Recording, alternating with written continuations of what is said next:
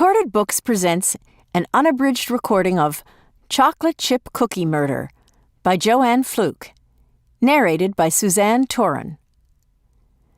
This book is copyrighted 2000 by Joanne Fluke. This recording is copyrighted 2007 by Recorded Books. Take one amateur sleuth, mix in some eccentric Minnesota locals, add a generous dollop of crackling suspense, and you've got a recipe for this delicious mystery featuring Hannah Swenson, the red-haired, cookie-baking heroine whose ginger snaps are almost as tart as her mouth, and whose penchant for solving crime is about to really stir things up. And now, Chocolate Chip Cookie Murder. Chapter 1.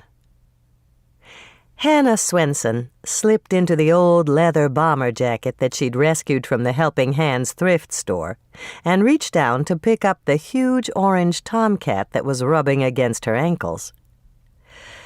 "Okay, Moishe, you can have one refill, but that's it until tonight." As she carried Moishe into the kitchen and set him down by his food bowl, Hannah remembered the day he'd set up camp outside her condo door. He'd looked positively disreputable, covered with matted fur and grime, and she'd immediately taken him in. Who else would adopt a 25-pound, half-blind cat with a torn ear?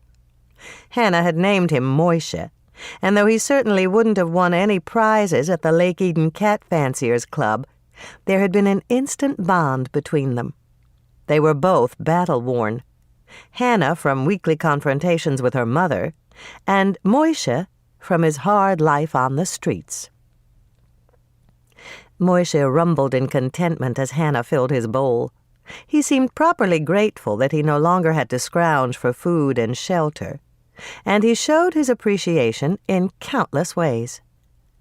Just this morning, Hannah had found the hindquarters of a mouse in the center of the kitchen table, right next to the drooping African violet that she kept forgetting to water. While most of her female contemporaries would have screamed for their husbands to remove the disgusting sight, Hannah had picked up the carcass by the tail and praised Moishe lavishly for keeping her condo rodent-free. "See you tonight, Moishe." Hannah gave him an affectionate pat and snatched up her car keys. She was just pulling on her leather gloves, preparing to leave, when the phone rang. Hannah glanced at the apple-shaped wall clock, which she'd found at a garage sale. It was only 6 a.m. Her mother wouldn't call this early, would she?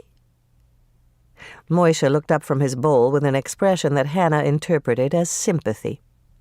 He didn't like Dolores Swenson, and he had done nothing to hide his feelings when she'd dropped in for surprise visits at her daughter's condo.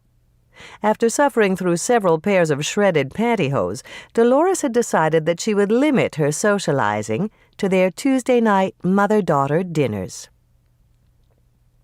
Hannah picked up the phone, cutting off the answering machine in mid-message, and sighed as she heard her mother's voice. "Hello, Mother. I'm ready to walk out the door, so we'll have to keep this short. I'm already late for work." Moishe raised his tail and shook it, pointing his posterior at the phone. Hannah stifled a giggle at his antics and gave him a conspiratorial wink. "No, Mother, I didn't give Norman my phone number. If he wants to contact me, he'll have to look it up." Hannah frowned as her mother went into her familiar litany on the proper way to attract a man. Their dinner last night had been a disaster. When she'd arrived at her mother's house, Hannah had encountered 2 additional guests: her mother's newly widowed neighbor, Mrs. Carrie Rhodes, and her son, Norman. Hannah had been obligated to make polite conversation with Norman over sickeningly sweet Hawaiian pot roast and a chocolate-covered nut cake from the Red Owl grocery, as their respective mothers beamed happily and remarked on what a charming couple they made. "Look, Mother, I really have to—" Hannah stopped and rolled her eyes at the ceiling. Once Dolores got started on a subject, it was impossible to get a word in edgewise. Her mother believed that a woman approaching 30 ought to be married. And even though Hannah had argued that she liked her life the way it was, it hadn't prevented Dolores from introducing her to every single widowed or divorced man who'd set foot in Lake Eden. "Yes, Mother, Norman seems very nice, but—" Hannah winced as her mother continued to wax eloquent over Norman's good qualities. What on earth had convinced Dolores that her eldest daughter would be interested in a balding dentist? To keep listening to this audiobook, I've left you a link in the description so you can do it, at no cost thanks to Audible's 30-day free trial.